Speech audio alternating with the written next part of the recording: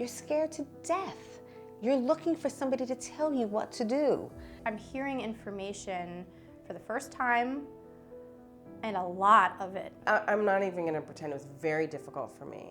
And I have to understand it, be able to make choices. You're in a fog for a while when you get diagnosed. It's like white noise, right? You can't think about anything else except for the diagnosis and how you're going to get through the diagnosis. You feel like you're to blame.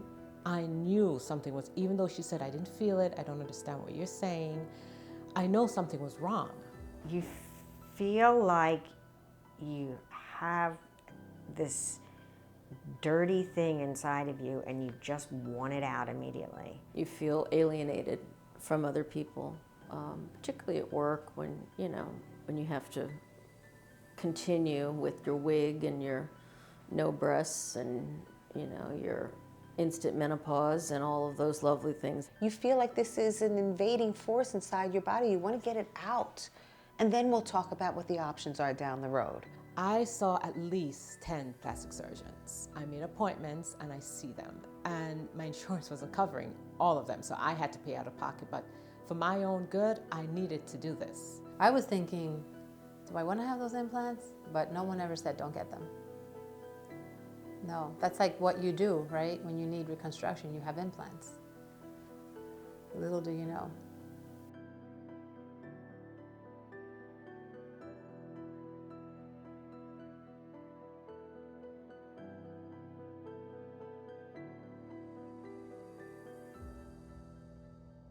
The recommendation was to have implants, and then I was given a choice as to having saline versus silicone.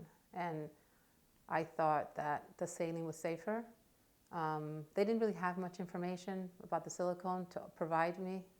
So I went with my own, judgment, and I felt that the saline was safer.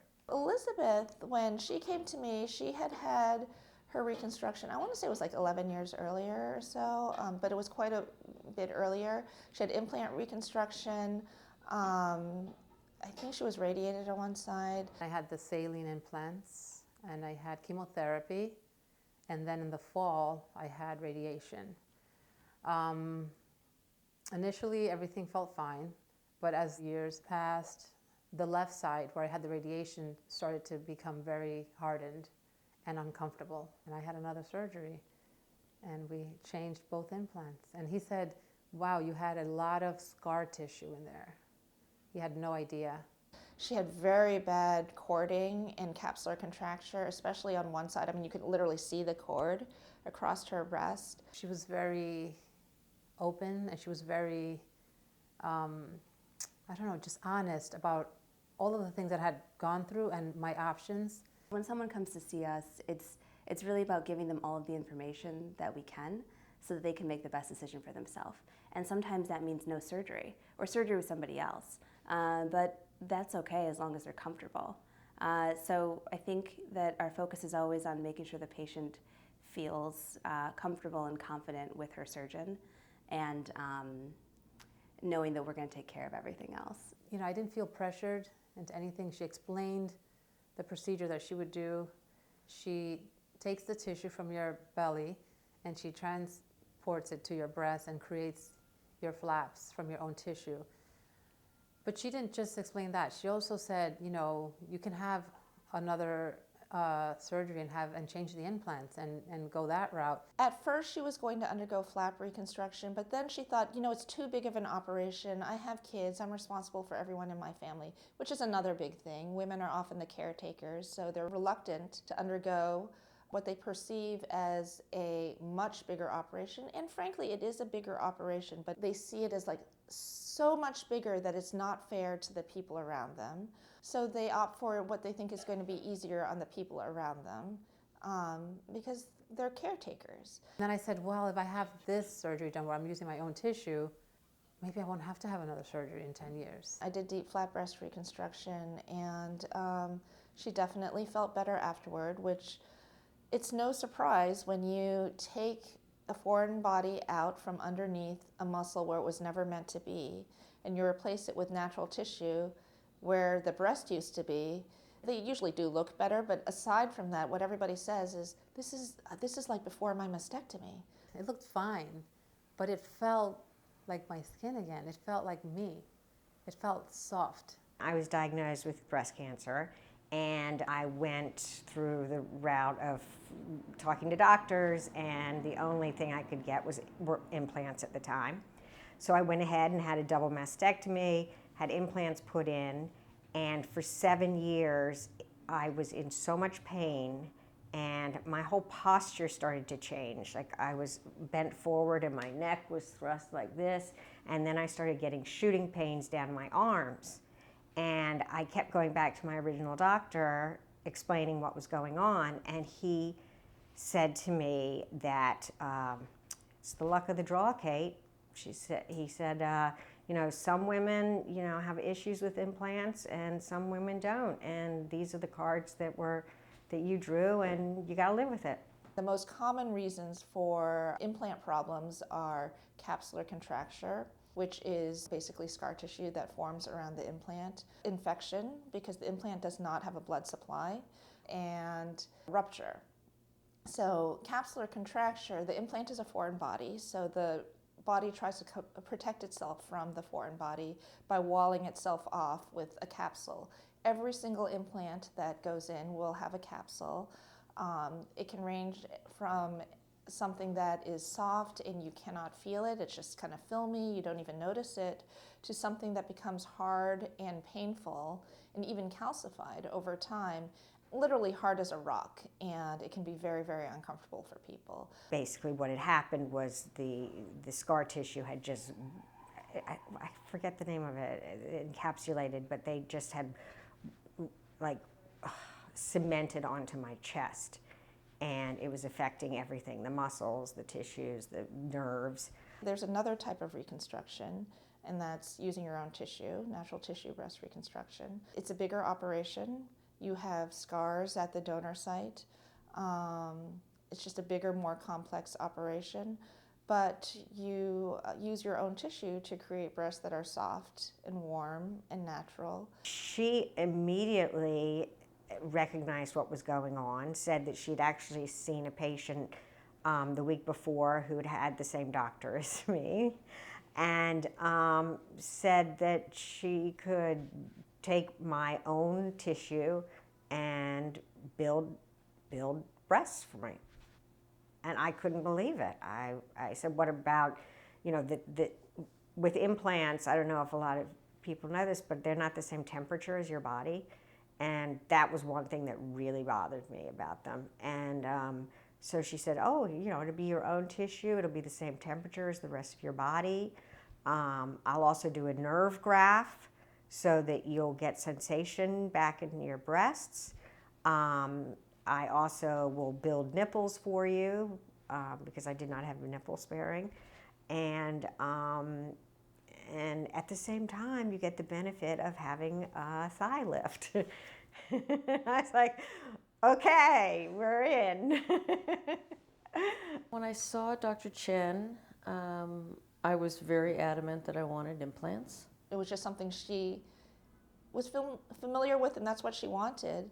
But she was referred to me specifically for flaps. She was if you come see me, you're going to know all about flaps, you know.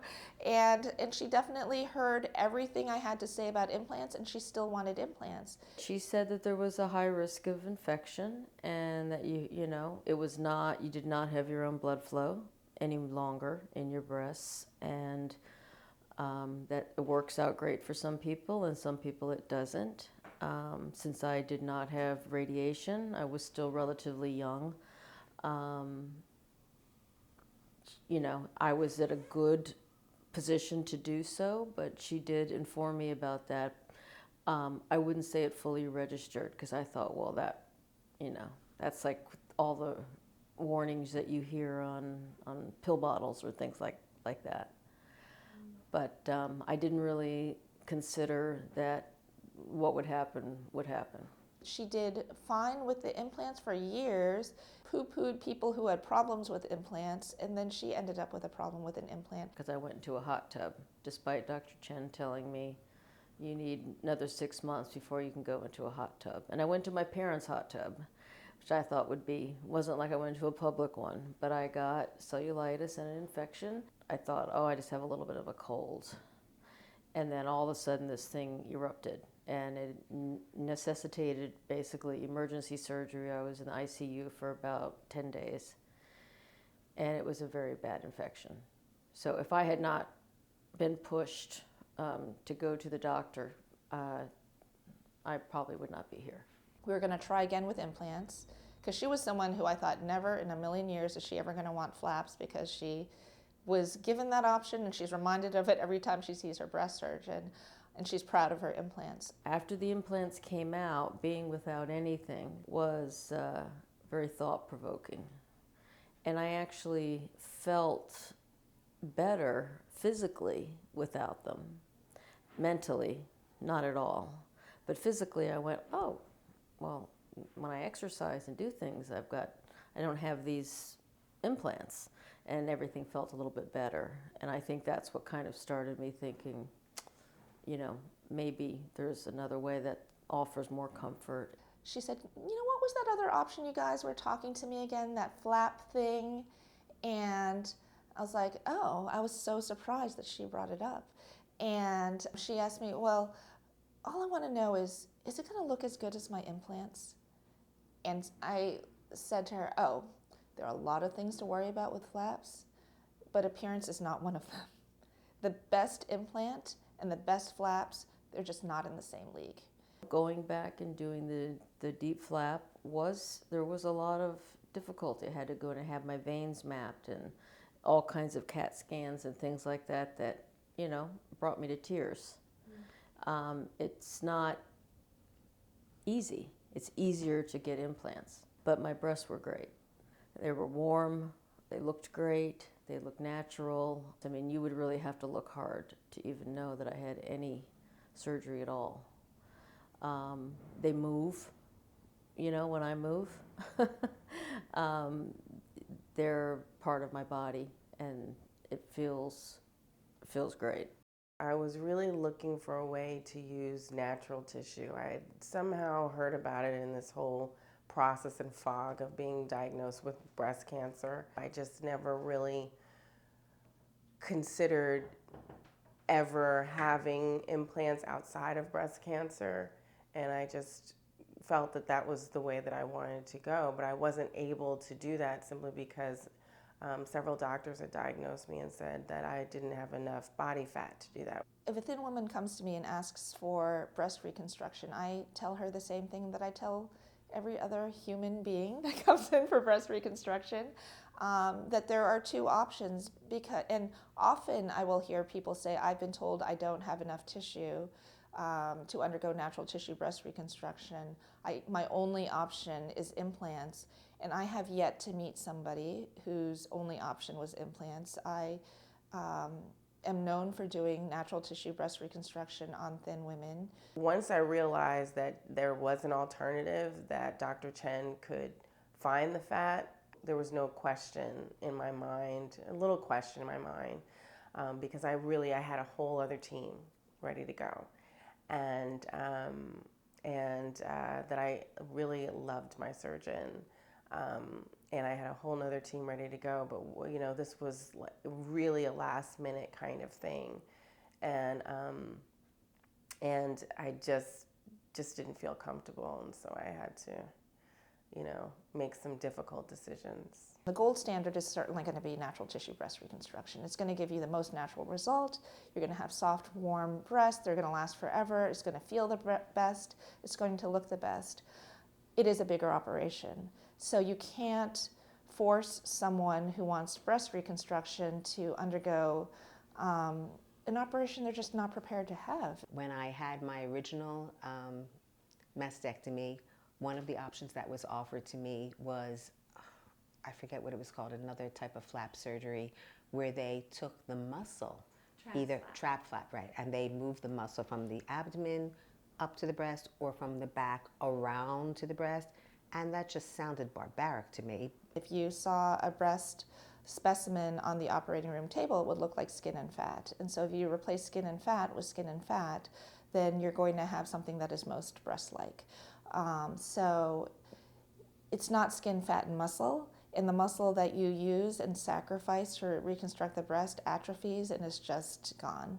So I just philosophically and otherwise just don't believe in using muscle to reconstruct the breast, and I don't use it. The thought of not having any foreign substance in my body at all, of it being my own tissue, of not having the pain, of not having to deal down the road with another redoing of my implants when these possibly would fail, because, breast implants, to my understanding, are not a lifetime thing. They do wear out. So all of it just was amazing to me, blew my mind away. After mastectomy, a woman has a right to breast reconstruction and any sort of surgery or treatment related to complications associated with breast cancer and mastectomy. And mastectomy can also mean lumpectomy, which is also called partial mastectomy. So if someone has a biopsy, a lumpectomy, mastectomy, and they have asymmetry issues, the insurance company is responsible for covering the asymmetry correction for the patient. Your health insurance, as of 1998, is required to pay for it. Feminists fought very hard in the 90s especially to get breast reconstruction covered as a right for every woman who undergoes mastectomy.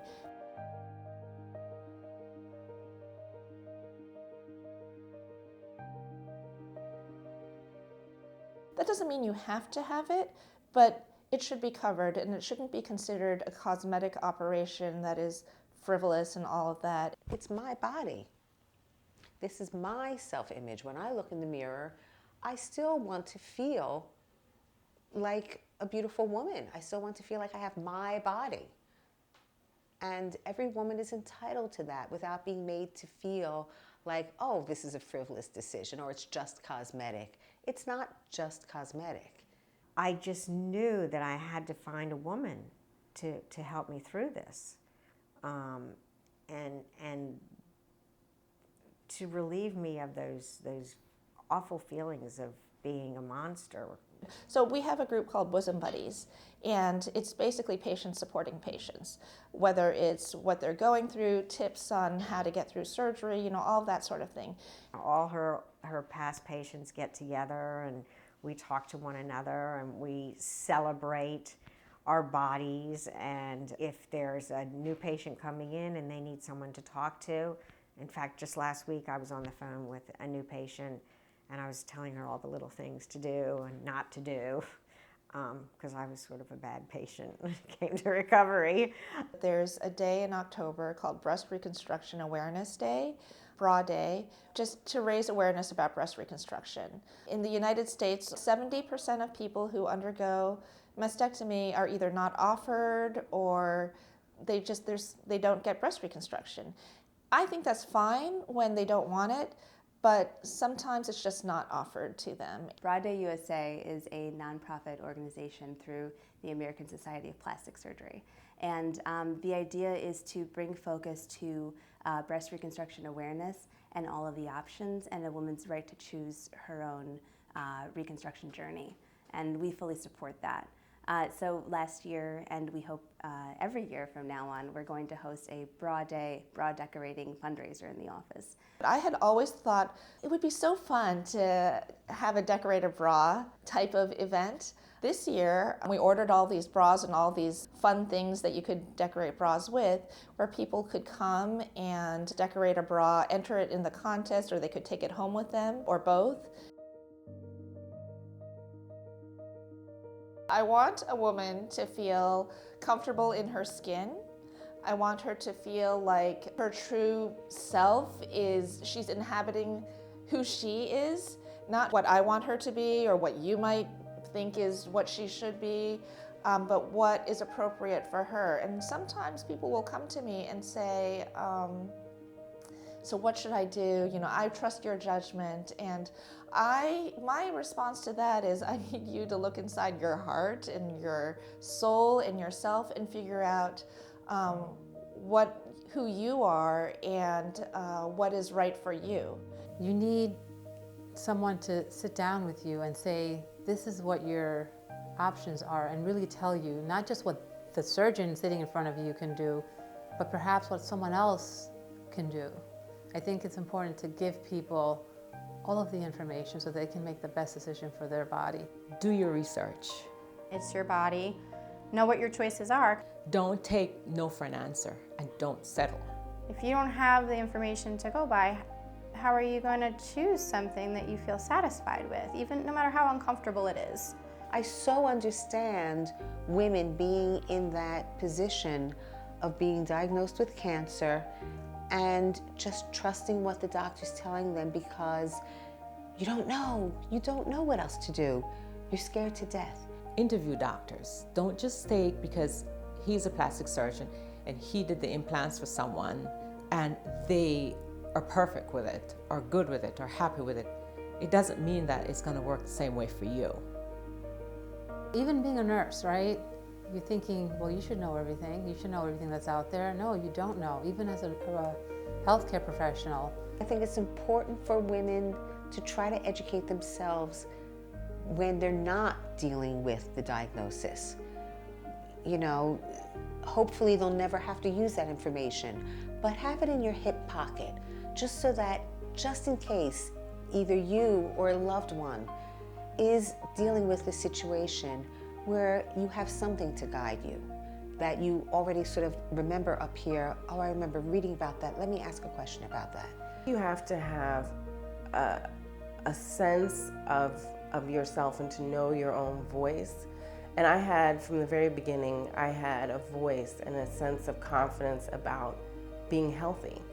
From the very beginning, I saw myself as healthy. You do get better and you do feel better, and I feel the best I felt in 5 years, and I really feel like me again.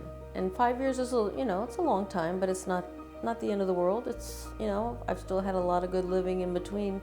Everyone should just be really careful about the choices they make. And,